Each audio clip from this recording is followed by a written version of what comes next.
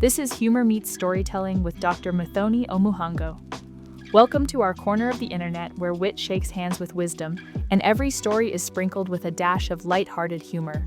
Here, you will find stories that tickle your funny bone while tugging at the heartstrings, inspired by everyday life, faith, and the vibrant beauty of African storytelling.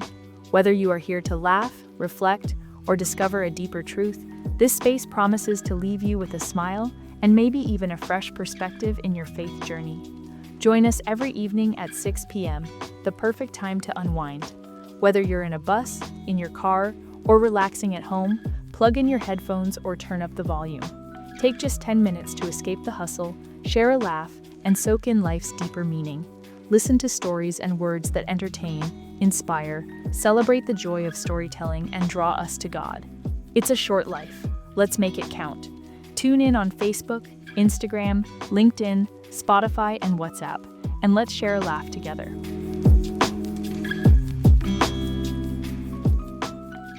Did I ever tell you how God saved me from a kidnapping situation when I visited another country?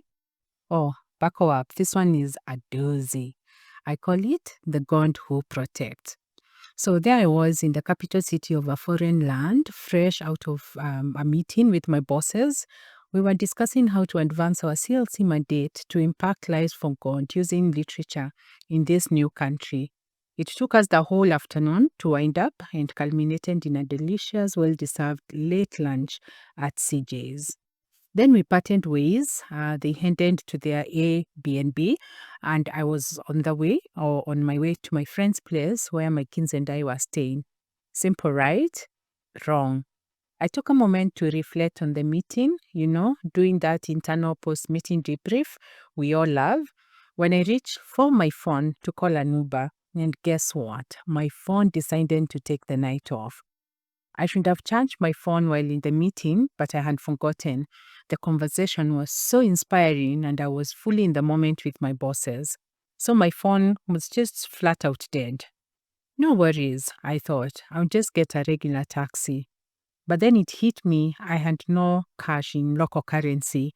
And in this country, phones were the magical key to payment.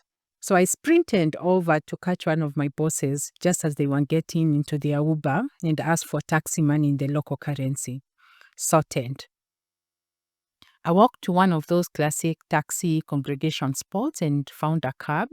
We negotiated the price. It was way higher than maybe what Uber would have charged, but it was late and I figured, well, when in Rome or whatever. I hopped in, ready for a straightforward ride. Then the driver, with a smile that didn't quite reach his eyes, told me to sit in the passenger seat instead of the back seat. Weird, right? But okay.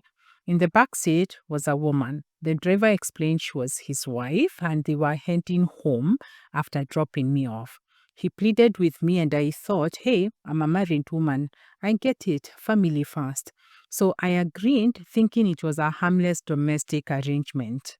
We started the journey. The driver was overly chatty, like I just drowned 3 months of highly caffeinated coffee chatty, while I was so exhausted. Eventually, I started to doze off. The ride felt longer than it should have, but I chalked it up to traffic. In my half-asleep days, I could hear the driver and his wife chatting, or at least that's what I initially assumed.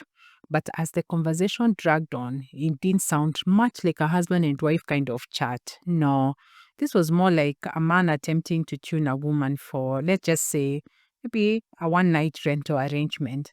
Even in my tired zoning in and out state, I couldn't help but feel a tad concerned.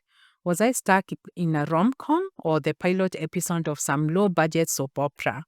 Either way, it kept me on high alert, half asleep but fully suspicious. When I woke up, we were near my friend's shopping center, but instead of turning where he should, the driver cruised right past the turn. Alarm bell started ringing in my head. I asked him to stop and call my friend for directions. He claimed he was confused. Fine. We stopped at a sign road shop, and I bought him some airtime, and we called my friend. Directions given, easy peasy, or so I thought. We drove back a few minutes, then turned off the main, well lit road onto a dark, rough one.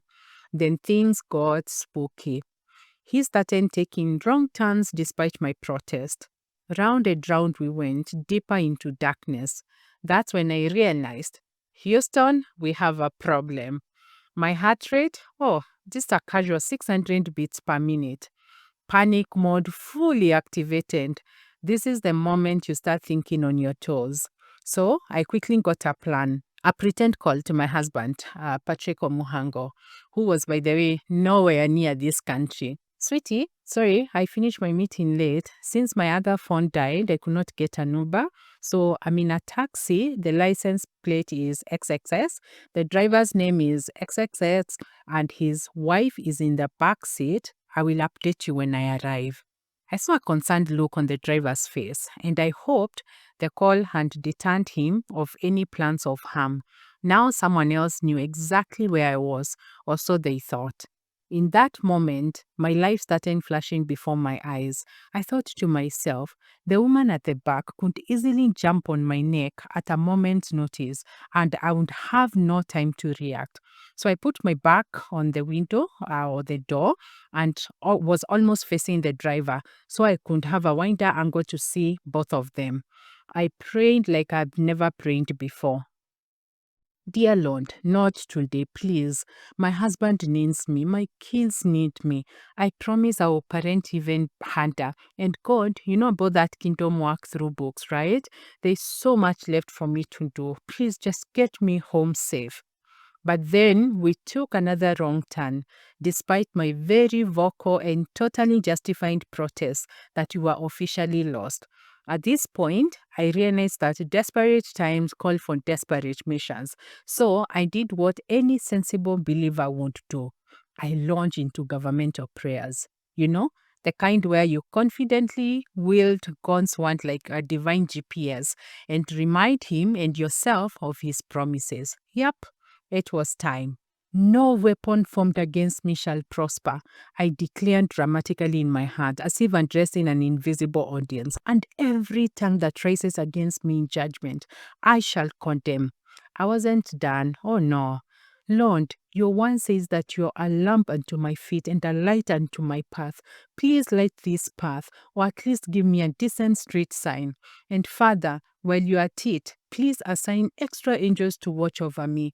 May those angels be equipped with divine compasses and possibly Google Maps.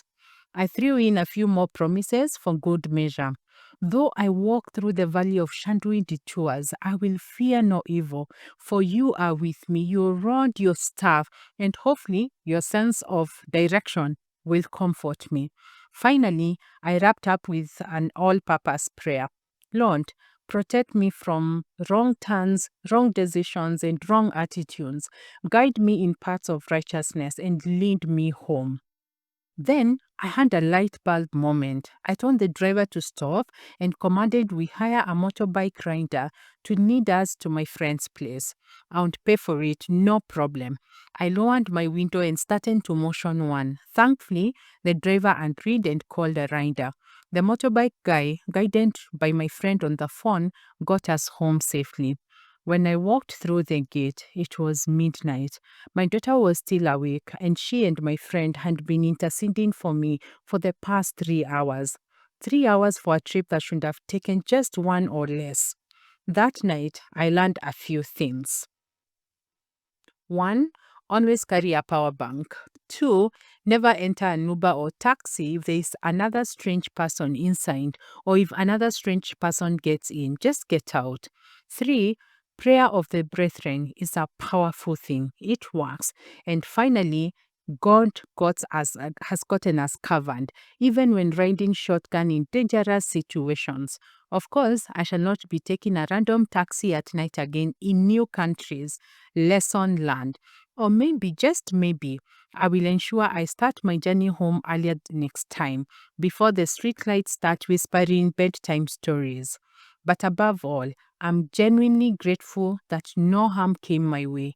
After all, while I may have been geographically lost, it's comforting to know that I was spiritually covered, safe, sound, and slightly wiser. As all my world revolves around books, I conclude with a wonderful one today.